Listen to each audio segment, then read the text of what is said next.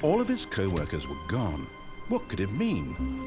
Stanley decided to go to the meeting room. Perhaps he had simply missed a memo.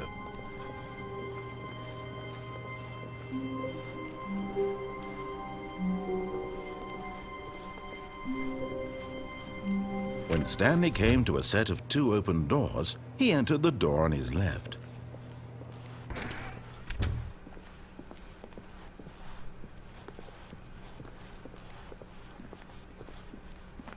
Yet there was not a single person here either.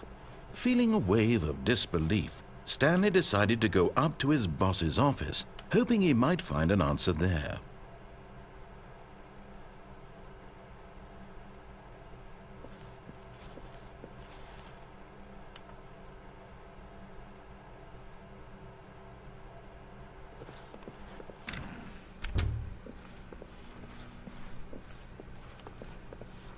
Coming to a staircase, Stanley walked upstairs to his boss's office.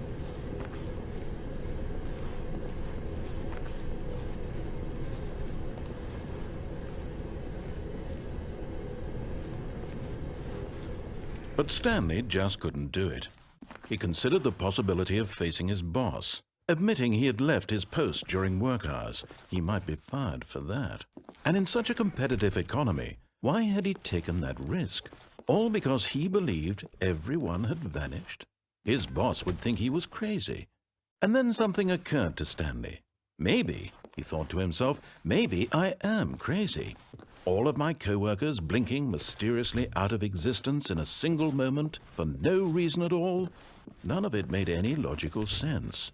And as Stanley pondered this, he began to make other strange observations. For example, why couldn't he see his feet when he looked down? Why did doors close automatically behind him wherever he went? And for that matter, these rooms were starting to look pretty familiar. Were they simply repeating? No, Stanley said to himself, this is all too strange. This can't be real. And at last, he came to the conclusion that had been on the tip of his tongue. He just hadn't found the words for it. "I'm dreaming!" he yelled. "This is all a dream." Oh, what a relief Stanley felt to have finally found an answer, an explanation. His co-workers weren't actually gone. He wasn't going to lose his job. He wasn't crazy after all. And he thought to himself, I suppose I'll wake up soon. I'll have to go back to my boring real-life job pushing buttons. I may as well enjoy this while I'm still lucid. So he imagined himself flying and began to gently float above the ground. Then he imagined himself soaring through space on a magical starfield, and it too appeared. It was so much fun, and Stanley marveled that he had still not woken up. How was he remaining so lucid? And then perhaps the strangest question of them all entered Stanley's head. One he was amazed he hadn't asked himself sooner. Why is there a voice in my head dictating everything that I'm doing and thinking? Now the voice was describing itself being considered by Stanley, who found it particularly strange. I'm dreaming about a voice describing me, thinking about how it's describing my thoughts, he thought. And while he thought it all very odd and wondered if this voice spoke to all people in their dreams, the truth was that, of course, this was not a dream. How could it be? Was Stanley simply deceiving himself, believing that if he's asleep, he doesn't have to take responsibility for himself? Stanley is as awake right now as he's ever been in his life. Now, hearing the voice speak these words was quite a shock to Stanley. After all, he knew for certain, beyond a doubt, that this was in fact a dream. Did the voice not see him float and make the magical stars just a moment ago? How else would the voice explain all that? This voice was a part of himself too. Surely, if he could just... He would prove it. He would prove that he was in control, that this was a dream.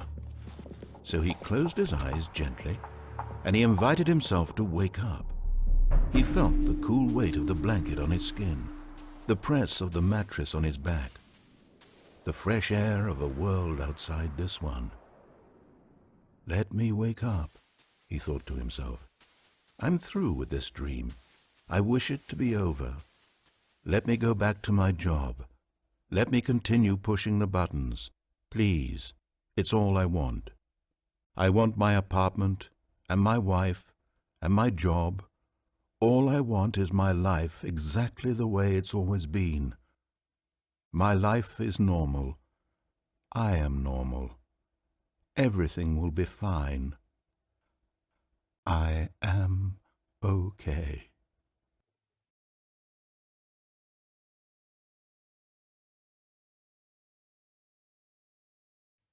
Stanley began screaming. Please, someone, wake me up. My name is Stanley. I have a boss. I have an office. I am real. Please, just someone tell me I am real. I must be real. I must be. Can anyone hear my voice? Who am I? Who am I? And everything went black.